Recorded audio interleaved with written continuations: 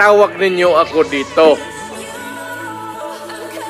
Hindi ko kayo pinipilit na maniwala sa akin. Makinig kayo kasi ako galing talaga sa baba.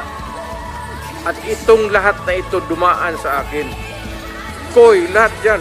Gamboa. Bato. Makinig kayo kasi makinabang ang bayan natin.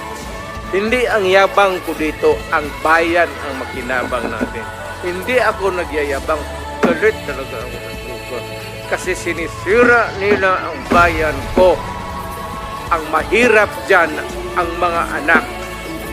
Yun ang sinasabi ko, lalo na yung mga nanay na nagtrabaho doon sa Middle East, na nirape, inaabuso ng nila.